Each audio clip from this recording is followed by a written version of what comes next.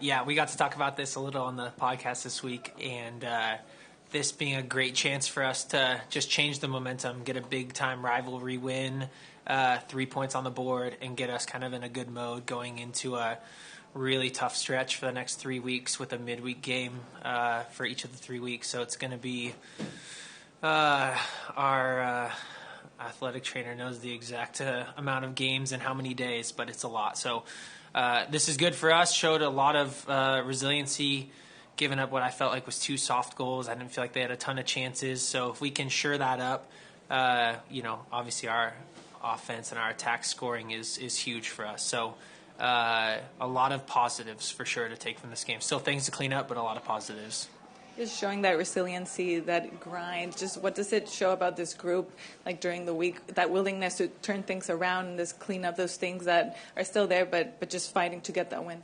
Yeah, we know we have that DNA, and it's the type of team that you need to go far in this league and to win trophies. And so being able to show that, I think now at this stretch of where we've been, the kind of season we've had, the amount of, things, side tournaments we've been fighting for, to show that resiliency now, I think is going to be huge for us as we make a push for top spot in the West, make a push for the MLS Cup. So, really proud of the guys. Ryan, when you see it open up in front of you like that as you took that shot for the goal, we know you're a defender, but you played striker for long enough. What goes through your mind when you get that kind of space and you get a chance like that today?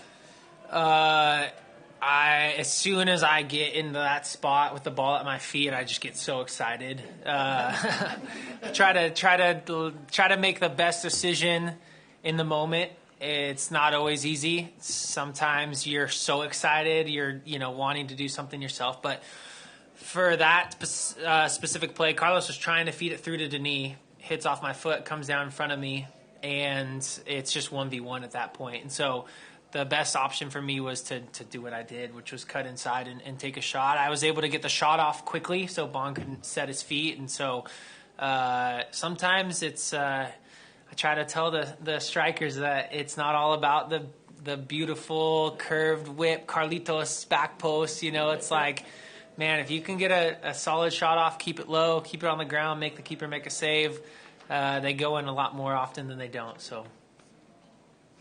Ryan, you kind of just alluded to it. Do you feel like you have enough merit now to go into practice and lead the shooting drills right now? Oh yeah. You gotta ask the guys, but I'm known for a good shooting drill for sure. Yeah, a good little half volley. Ooh. Steve was just in here talking about the last little stretch, whatever you guys want to categorize it as. Talked about it's like riding a bike. Sometimes you get flats, but you repair them. What did it feel like internally when you guys are going through these games, not getting wins, maybe getting frustrated at little things that didn't go right that typically do go right for you guys, and be able to turn it around like you guys did tonight? Yeah, football's tough because sometimes you do all the things right and make 1 or 2 mistakes and you get punished for those mistakes. Other times you make 5 mistakes and don't get punished once. We felt like a lot of the last 3-4 games has been making a couple mistakes and getting punished for those mistakes. And sometimes you just have to put your hands up and say that's football. We also felt like in those games, even with the mistakes, we had ample chances to still win and put away goals that we weren't finishing, which is just not like us, getting some very clear chances and not being able to put in the back of the net. I think there's all of that momentum that comes from not scoring, from giving up a goal, all those things. And so there's just moments in football where those things aren't clicking, and we believe in who we are as a club, who we are as a team, and so we just knew if we can get back to those basics, we feel like we can still beat any team in this league, and that we're the team to beat in this league. So it's about just kind of cleaning up those mistakes, getting back to the basics, back to what we do well, and I think we showed a lot of that tonight. Hey Ryan, having Max back. Yeah, I mean, we might have to be here for a half hour to let me talk about Max Crepeau. This guy is unbelievable in every sense of the word. His work ethic, his professionalism. The guy has been grinding for the better part of a year now, trying to get back on the field. He's There's not an ounce of like ego in this guy. He's not afraid to step in and play with LAFC 2. He's not afraid to go on a road trip to Timbuktu and with a rotating squad of guys that like he knows 25% of their names type of thing. And he shows up there. He's the captain. He's the leader. He's coming back with just all the stories about the way he's bringing the team together. And you see, I think you see 95% of players in those moments wanting to start with the first team, wanting to be the man again, wanting to just get like thrown right back in the mix. And with Max, it was like, no, he would do anything he could to prepare himself, help the team be in the right spot when his name was called.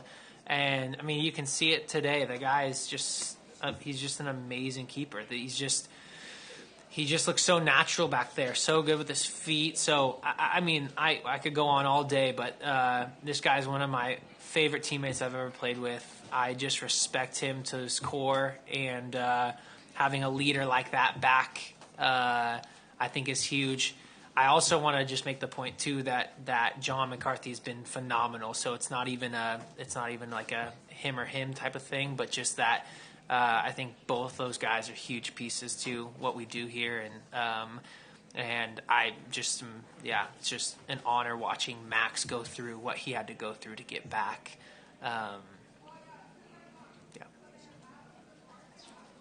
First start today for Christian Oliveira. Sorry, I'm over here. Yeah. First start today for Christian Oliveira, both as a leader for the team and also playing behind him tactically. Could you speak to his performance? This league is so hard to get adjusted to. A lot of guys, a lot of pundits love to talk about people coming to the MLS and it being a growing league and all of that stuff. And there's some truth to some of that. But you watch guys come into this league from other leagues, other countries, and it is an athletic league. It is a fast league.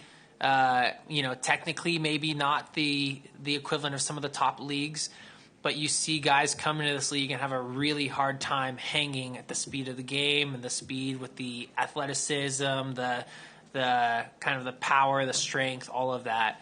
I thought Kike came in to training on a great note, showing a lot of what he could do. And I think tonight for his first start showed again why he got brought in and what he can do. There's still, he still needs to get used to the league, still needs to understand kind of his role on the team, but you can see in every part of his game, every facet of his game, you're like, oh yeah, this guy's got it. He's incredibly fast. He gives us threats in behind, which we've been missing recently, especially with the sale of Mahala. We just have different kind of profiles with our attackers, and he brings something different that I don't think that we had. And so really fun to watch him play.